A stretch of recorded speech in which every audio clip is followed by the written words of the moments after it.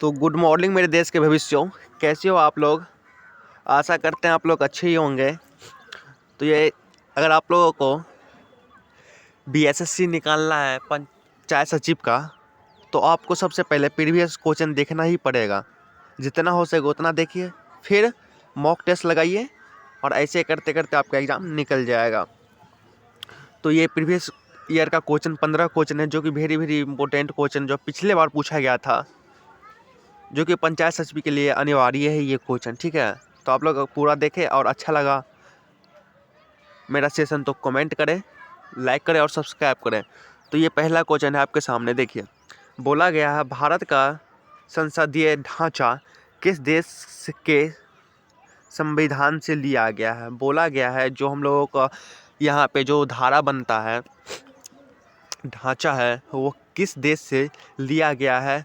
तो आपका Japan, England, France और जर्मनी कहाँ से लिया गया है, यही पूछा गया है। पूछता है भारत का संसदीय ढांचा किस देश के संविधान से लिया गया है। तो ये इंग्लैंड से लिया गया है। ठीक है, इसमें ये टाइप करते हुए गलती हो गया कि ABCD नहीं दिए हैं, तो ये दूसरा नंबर ए के बाद दूसरा इंग्लैंड हो जाएगा। ठीक है, इंग्लैंड से लिया गया है। ठीक है मेरे दोस्त, UK भी बोल सकते हैं इसको शॉर्टकट में। ठीक है, और पूछा जाए फ्रांस से क्या लिया गया है, तो स्वतंत्रता, ठीक है, समानता, बंधुत्व का विचारधारा लिया गया है फ्रांस से। ठीक है, और विधि द्वारा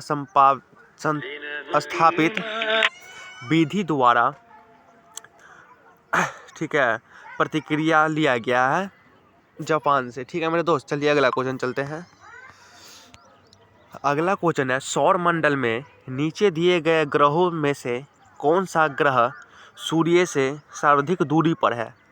पूछा गया सौर मंडल से नीचे, ठीक है, दिए गए ग्रहों में से कौन सा ग्रह सूर्य से सर्वाधिक दूरी पर है।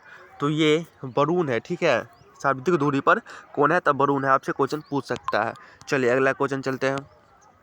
अगला क्वेश्चन ये है पृथ्वी अपनी ही धुरी पर 1 घंटे में कितनी डिग्री घूमती है। पूछा गया है कि पृथ्वी अपनी ही धुरी पर 1 घंटे में कितने डिग्री घूमती है, 10, 20, 15 या 24। तो ये 15 डिग्री घूमती है। ठीक है मेरे दोस्त, चलिए अगला क्वेश्चन चलते हैं। अगला क्वेश्चन ये रहा कर्क रेखा निम्न में से किस भारतीय राज्य से नहीं गुजरती है। मेरे दोस्त पूछा गया है कर्क रेखा नहीं गुजरती है, अगर गुजरता तो 7-8 देश गुजरता। ठीक है, और नहीं गुजरता है बोला गया था। कर्क रेखा निम्न में से किस भारतीय राज्य से नहीं गुजरती है, तो ये महाराष्ट्र से नहीं गुजरती है। आप लोगों का ध्यान रखना होगा, मिजोरम, गुजरात, त्रिपुरा से गुजरता है। ठीक है, लेकिन महाराष्ट्र से नहीं गुजरता है, तो ध्यान रखना। चलिए अगला क्वेश्चन चलते हैं। अगला क्वेश्चन पूछा गया है, ठीक है, वर्ष के किस दिन, ठीक है मेरे दोस्त, पूछा गया है वर्ष के किस दिन पृथ्वी से सबसे अधिक दूरी, जिसे उपसौर भी कहा जाता है। ठीक है, उपसौर भी कहा जाता है। मतलब इसका कहने का मतलब है कि किस वर्ष पृथ्वी से सबसे अधिक दूरी पर, ठीक है, रहता है। इसका कहने का मतलब देखिए, ये सूर्य हो गया। ठीक है, ये सूर्य हो गया और ये पृथ्वी यहाँ से घूमता है, मतलब हर बेर हर जगह। तो यहाँ पे नज़दीक हो गया, लेकिन यहाँ पे दूर हो गया। तो इसको हम क्या बोलेंगे, अपसौर बोलेंगे। जो नज़दीक है उसे अपसौर बोलेंगे। ठीक है मेरे दोस्त, और जो अधिक दूरी पे है उसको उपसौर बोलेंगे, उपसौर। तो ये पूछा गया, उपसौर पूछा गया है कि मतलब किस वर्ष के किस दिन पृथ्वी से सबसे अधिक दूरी, जिसे उपसौर भी कहा जाता है, वो रहता है। तो वो 14 अगस्त को पृथ्वी से दूर हो जाता है, यहाँ पे आ जाता है। ठीक है, पृथ्वी सूर्य से यहाँ पे आ जाता है, इतना दूरी पर हो जाता है, और इस समय नज़दीक रहता है। तो ये अगर 14 अगस्त आएगा ना, तो यहाँ पे आ जाएगा पृथ्वी। ठीक है, सूर्य से इतना दूरी हो जाएगा, यही पूछा गया। चलो अगला क्वेश्चन चलते हैं। चलिए अगला क्वेश्चन चलते हैं। पूछा गया है कि खाद्य श्रृंखला की प्रत्येक कड़ी क्या कहलाती है। ठीक है, मतलब पूछा गया खाद्य श्रृंखला की प्रत्येक कड़ी क्या कहलाती है? तो पोषण स्तर कहलाती है, जो कि हमारा राइट आंसर बी हो जाएगा। B is the right answer. ठीक है, चलो अगला क्वेश्चन चलते हैं। अगर आप लोगों को सेशन अच्छा लग रहा है तो प्लीज़ सब्सक्राइब करें और एक कमेंट करें ये कैसा लगा। ठीक है, एक लाइक भी कर देना मेरे दोस्त। नाचने वाला हिरन भारत के किस प्रदेश में पाया जाता है? यहाँ पे किस प्रदेश में पाया जाता है? टैप गलती हो गया। पूछा गया है नाचने वाला हिरन, ठीक है, भारत के किस प्रदेश में पाया जाता है? ठीक है, तो ये मणिपुर में पाया जाता है, जो कि हमारा राइट आंसर बी है। यहाँ पे बी होता, यहाँ पे सी, यहाँ पे डी होता, तो B Manipur, B is the right answer होगा मेरा मणिपुर। ठीक है, चलिए अगला क्वेश्चन चलते हैं। अगला क्वेश्चन पूछा गया है भारत रिजर्व बैंक के पहले भारतीय गवर्नर कौन थे? ठीक है, भारत रिजर्व बैंक के पहले भारतीय गवर्नर कौन थे? तो ये देशमुख थे। ठीक है, हमारा राइट आंसर ए हो जाएगा। ए इज द राइट आंसर। ठीक है, देशमुख हो जाएगा। भारत रिजर्व बैंक के पहले भारतीय गवर्नर कौन थे? तो देशमुख थे।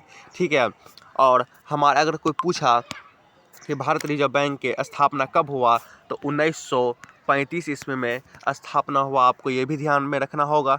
ठीक है, और राष्ट्रीयकरण कब हुआ, मतलब कि बैंक का राष्ट्रीयकरण 1949 ईस्वी में राष्ट्रीयकरण हुआ, और स्थापना 1935 ईस्वी में राष्ट्रीय बैंक ऑफ इंडिया का स्थापना हुआ। ठीक है मेरे दोस्त, और ये देशमुख का पहला था, भारतीय गवर्नर देशमुख था। ठीक है मेरे दोस्त, चलिए अगला क्वेश्चन चलते हैं।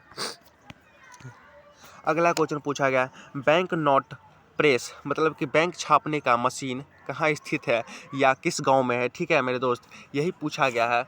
तो ये कहाँ पे है? तो ये देवास में है, जो कि हमारा राइट आंसर बी होगा। B is the right answer. Dewas में बैंक नोट, मतलब नोट प्रेस कहाँ स्थित है? बैंक नोट प्रेस कहाँ स्थित है? तो हमें देवास में स्थित है मेरे दोस्त। ठीक है दोस्त, चलिए अगला क्वेश्चन चलते हैं। भाई आप नोट करते जाना, जो इम्पोर्टेंट है उसको नोट करते जाना, जो इम्पोर्टेंट नहीं है उसे कोई दिक्कत नहीं है, आप बस याद रखे रहना, एग्जाम में आ भी सकता है, प्रीवियस क्वेश्चन है मेरे दोस्त।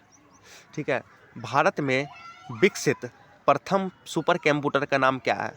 ठीक है, पूछा गया भारत में विकसित प्रथम कंप्यूटर, मतलब पहला कंप्यूटर का नाम क्या है? तो ये पारामा 8000 है। ठीक है, PARAM 8000, मतलब 8000, पारामा 8000 है। ठीक है मेरे दोस्त, चलिए अगला क्वेश्चन चलते हैं। पूछा गया यूके का शेयर मूल्य सूचांक क्या है? मतलब जो हम लोग अभी बॉम्बे का शेयर जो होता है, बॉम्बे का शेयर क्या हो जाता है? तो सेंसेक्स होता है बॉम्बे का शेयर।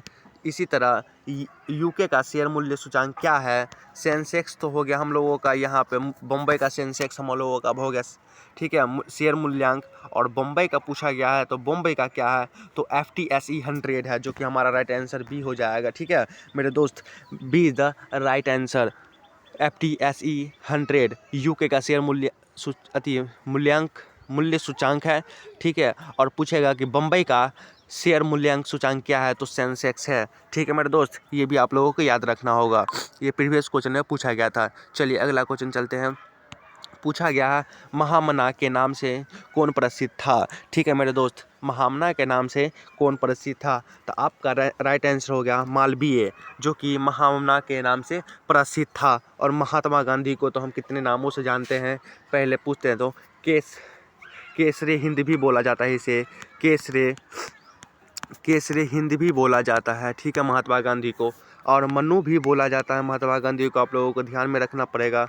और महात्मा भी बोला जाता है। ठीक है, महात्मा गांधी को, और बापू भी बोला जाता है। ठीक है, और राष्ट्रीय